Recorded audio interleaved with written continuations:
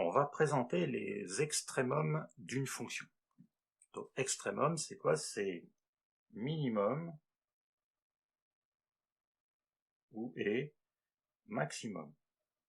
Donc, c'est les valeurs minimales ou maximales d'une fonction. Alors, si je prends sur ce premier exemple, j'ai la courbe représentative de la fonction f sur l'intervalle -4, 3. Je vois que ma fonction atteint un maximum au point A, que la fonction atteint un minimum au point B. Donc, pour cette fonction, sur -4, 3, j'ai donc un maximum et un minimum. Donc le maximum, il est au point A de coordonnées -2, 3, et le minimum, il est au point de coordonnées 1, -2. C'est-à-dire que le maximum, il est à 3, et le minimum, il est à -2. Donc là, j'ai un maximum, donc là, j'ai un maximum, et là, un minimum. Voilà. Pour ce deuxième exemple, j'ai la courbe représentative de la fonction g.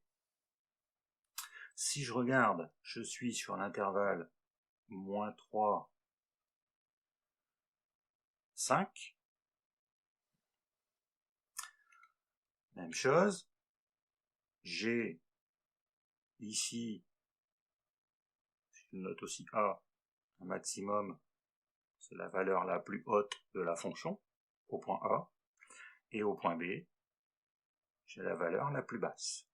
Donc ici, j'ai bien un maximum, et là un minimum.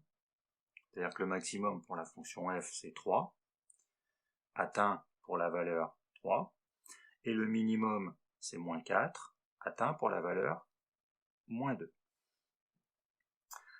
Mais, si je regarde aussi à cet endroit-là, donc si j'appelle ça le point C, j'ai ce qu'on appelle un maximum local, donc un extrémum local. Là, j'ai des extrémums globaux sur mon ensemble de définitions, alors que là, j'ai un maximum local, c'est-à-dire que je trouve un intervalle inclus dans l'ensemble de définitions sur lequel ma fonction admet un maximum. Donc par exemple, si je me mets sur l'intervalle -1, -1, 2, la fonction atteint un maximum au point C. Donc en C, j'ai un maximum local, donc un extrémum local. Et puis au point D, j'ai aussi un minimum local, puisque si je me mets sur l'intervalle toujours -1, par exemple 2,5, sur cet intervalle, cette valeur-là est un minimum. Voilà. Donc, D est un minimum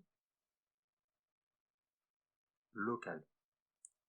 Donc, dans une fonction, j'ai des extrémums. Je peux avoir un ou deux extrémums, un minimum et un maximum, ou l'un ou l'autre.